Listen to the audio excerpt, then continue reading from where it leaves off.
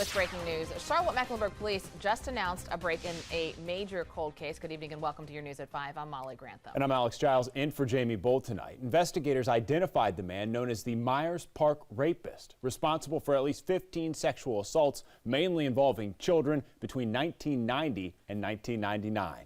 All happening in the Myers Park area of Charlotte. You can see on this map where they took place. Police say each of these orange dots represents a separate sexual assault.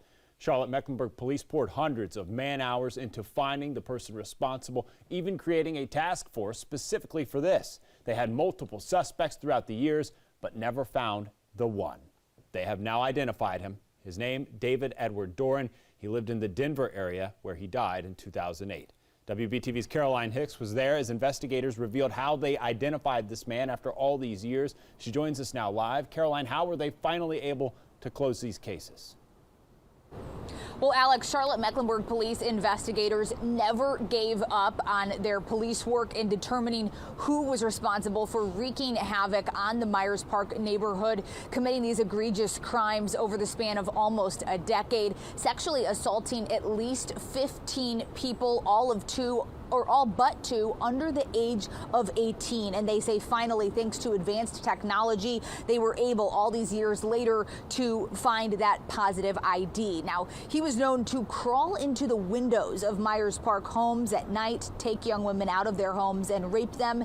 He wore a full ski mask and gloves, leaving little evidence behind. And back in the 80s and 90s, rape kits were only tested for serology or blood. But in the 2000s, they started retesting the kits for DNA evidence. In 2019, a detective located a DNA profile, submitted it, but the person was not in the DNA database. That's when they reached out to their partners in D.C. for help funding genealogy.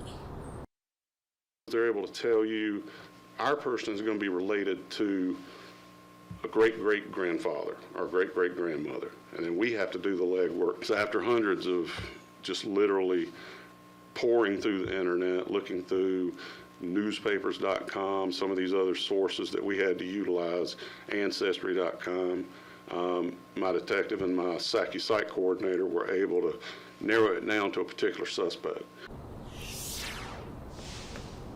And at that point, they compared DNA samples and they finally got a match. Police say they have notified all of the victims. And as you can imagine, some mixed emotions there hearing this news all these years later. Duran is dead, but Sergeant Price says if he were still alive, he would certainly be charged for these crimes. Now they're looking into the possibility that he committed other crimes in the Charlotte area and across the country. Reporting live outside CMPD headquarters, Caroline Hicks, WBTV. On your side. Definitely.